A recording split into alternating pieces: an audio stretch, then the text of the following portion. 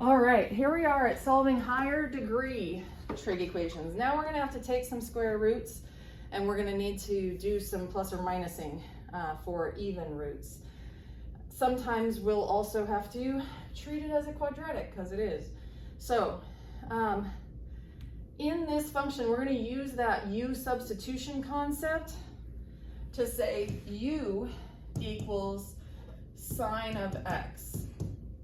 And when we do that, we say this is 2u squared plus 7u minus 4 equals 0. And now we can see we're looking for the zeros of this quadratic function.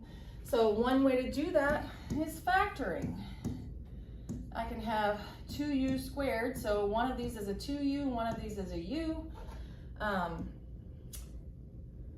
I will definitely have my -4 here, and now I need these to add to 7. That's a positive 7u and a -4. What if I double the 4, I'd get an 8, but then I'd have to double and get doubled again. Oh, the 4 and the 1. Okay, all right, I just saw it. So this is gonna be my 4u. Because, oh, no, that's not a 4. Sorry.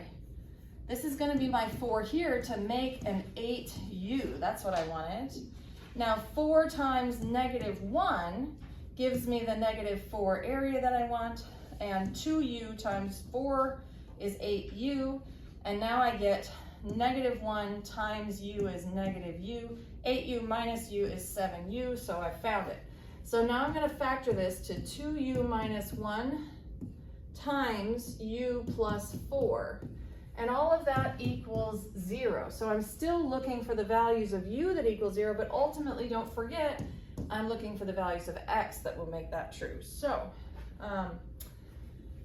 I break this up into two functions. One's linear here, 2u minus 1 equals 0, or 2u equals 1, or u equals 1/2. And then I say, well, and then the other one's over here, u plus 4 equals 0, or u equals -4. All right, now I can go back, now that I have values of u, and replace u with sine of x. Well, the sine of x equals 1/2 at lots of places. I was looking between 0 and 2 pi, so sine of x equals 1/2. 1/2 is here, that's the shallow one here and the shallow one here.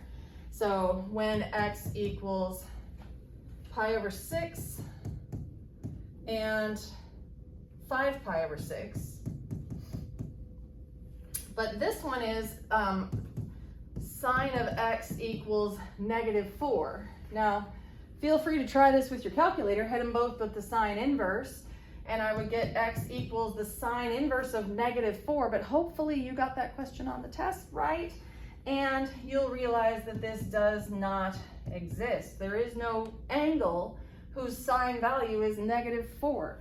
Doesn't make sense. So this turns out to be my full solution set within the interval 0 to 2 pi.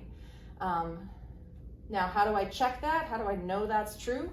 I plug those values back in.